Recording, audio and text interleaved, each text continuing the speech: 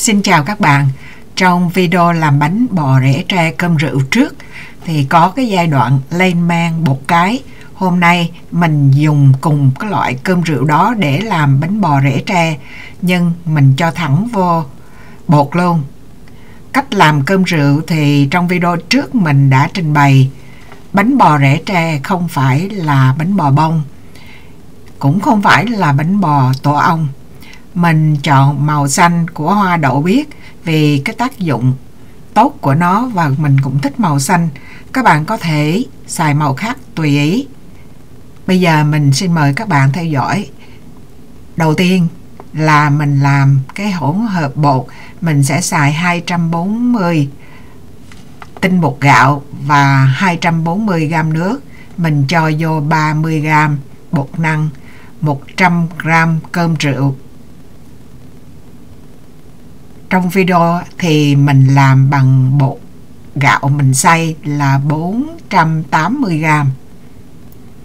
Cho nên nếu mà bạn xài bột gạo á, thì bạn tinh bột gạo á, thì bạn xài 240 tinh bột gạo và 240g nước. Mình bỏ vô mình trộn cho đều đến khi mà nó mịn màng là được. Và bây giờ thì mình sẽ bỏ vô cái nồi Instant Pot này. Mình lên men nó trong vòng 8 giờ đồng hồ. Bạn không có xài nồi Instant Pot á, thì bạn bỏ vô đậy lại rồi bỏ vô chỗ nào ấm á. Thì ít nhất cũng phải là 8 tiếng đồng hồ. Sau 8 tiếng đồng hồ thì các bạn thấy ở trên mặt nó có cái dạng như vậy đó, giống như cái con gì nó bò lên rồi nó có những cái bong bóng như vậy. Mình khơi xuống ở dưới thì mình thấy có những cái đường rễ tre đó. Đó, cái đường khí mà nó đi lên, cái bọt khí nó đi lên đó, mà bột nó cũng đâm qua được cái bọt khí, cũng hay ha. Rồi, giai đoạn thứ hai là mình làm cái trà hoa đậu biếc này. Mình sẽ xài 200g nước nóng. Rồi mình bỏ vô cỡ 15 cái hoa. Mình lấy đồ mình đẩy nó xuống ở dưới cho nó thấm, cho trong vòng 10 phút. Và giai đoạn thứ ba là mình xài 100g nước cốt dừa. Mình đổ vô là 150g đường cát. Rồi mình cho vô 1/4 muỗng cà phê muối. Mình khuấy sơ nó đi, cái rồi mình đem vô microwave, mình để cho nó làm nóng, đó là 30 phút. Sau đó mình đem ra mình khuấy cho đến khi nào mà muối với đường nó tan được hoàn toàn á, thì mình chuẩn bị mình đổ vô trong cái hỗn hợp bột. Nó ấm ấm là được rồi, không cần phải nguội lắm, bởi vì dít này nó cỡ ấm ấm là nó chịu được, nhưng mà đừng có nóng nha. Nóng là nó sẽ làm chết cái men của mình. Rồi cũng trộn cho nó đều.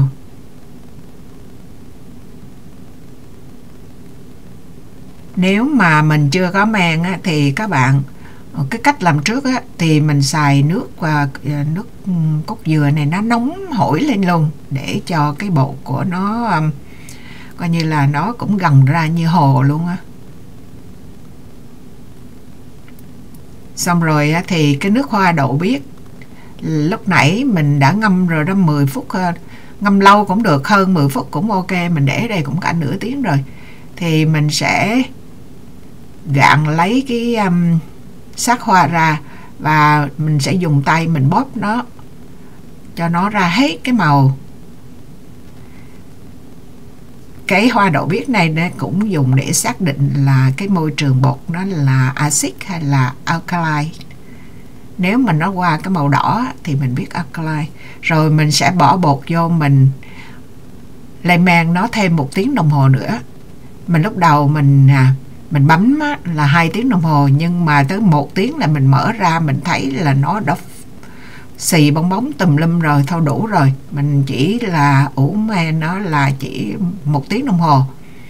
Thì nếu mà bạn không có xài Instant Pot giống như hồi nãy á, thì các bạn để chọn nơi nào ấm ở trong nhà cho nó mau thôi, còn nơi nào không ấm thì nó lâu.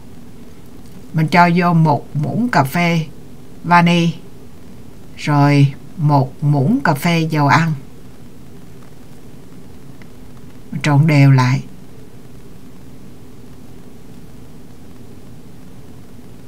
Bạn có thể dùng vani bột hay là vani extract nó cũng được. Rồi khuôn thì mình xài cái khuôn vuông này 15 cm cạnh nó, rồi chiều cao nó là 5 cm, rồi 2 cái chén. Mình lúc đầu mình quẹt 3 cái chén nhưng mà chỉ cần 2 cái chén thôi. Chuẩn bị cái đồ hấp là bằng một cái chảo, rồi mình đổ nước vô cho đủ là nó trải qua được 25 phút mà mình cho nó bốc hơi á, sôi á, thì mình đổ nước cỡ đó, nó hơi cao hơn cái vỉ đó là cái vỉ làm pizza đó. Mình để vô mình nấu cho đến khi nước sôi thì cái khung của mình nó cũng nóng luôn. Mình mới đổ bột vô, nhưng mà mình khuấy trước khi đổ bột thì mình khuấy rồi mình đổ qua cái rây.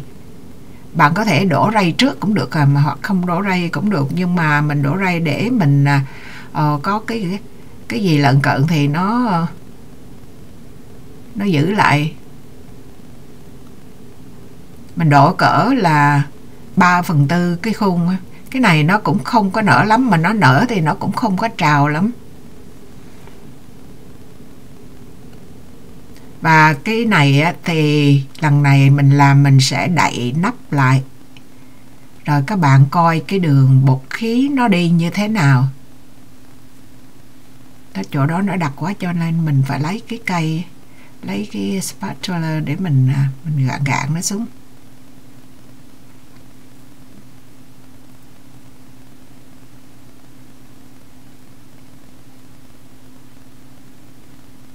Đó, nó chỉ có chưa được 2 chén nữa, thành ra mình lấy cái chén thứ 3 dư đó ra. Nó hơi nóng mà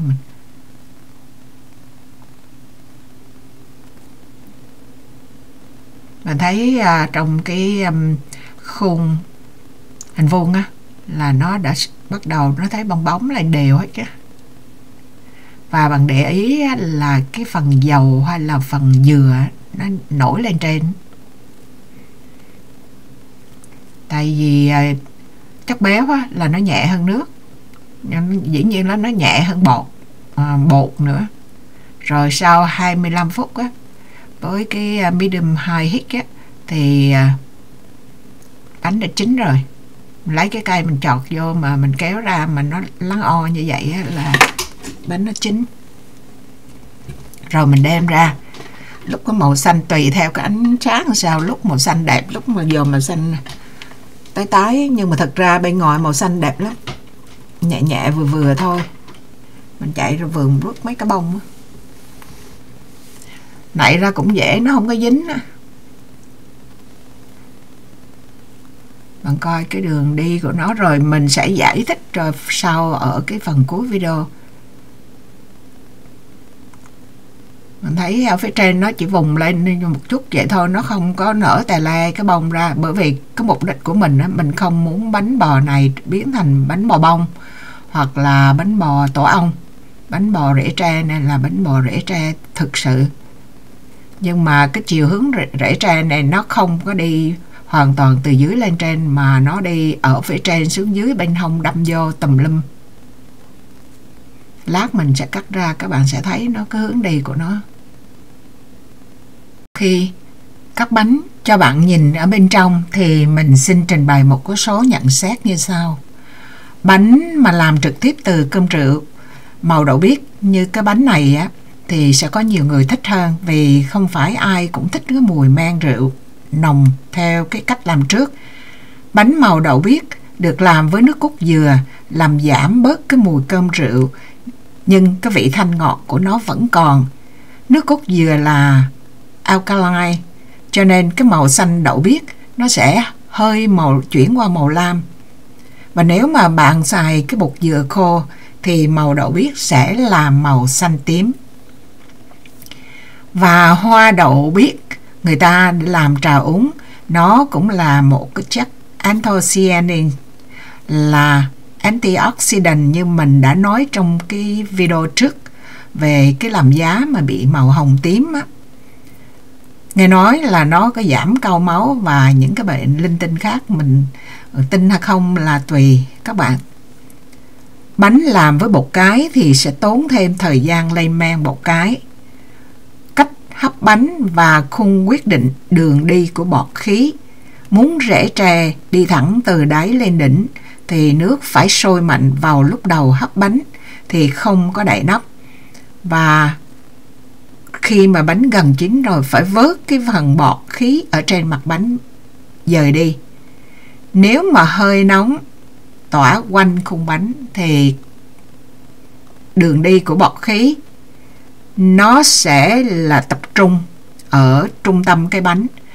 Bạn nhìn đó, trung tâm cái bánh là giống như là một cái nhụy của cái hoa. Nếu mà phần trên hơi nóng nó yếu hơn phần đáy thì dĩ nhiên rồi, tại vì nước sôi từ dưới lên mà, cho nên mặt trên có khi là bị tổ ong, có khi là bị dày đặc. Phần trên cái mặt bánh á, thường làm mềm, dẻo, thơm ngon hơn vì cái chất béo nó nhẹ hơn nước và dĩ nhiên là nó nhẹ hơn bột và nó bị đẩy lên trên bề mặt. Cho nên nếu mà bạn muốn làm bánh bò mềm xốp thì mình xài cái thành nó thấp và đổ bánh mỏng thì bánh nó sẽ mềm đều. Bánh mà đổ khuôn sâu mà đổ đầy khuôn thì khi nở bánh sẽ bung cánh ra và phần bung cánh sẽ không có rễ tre.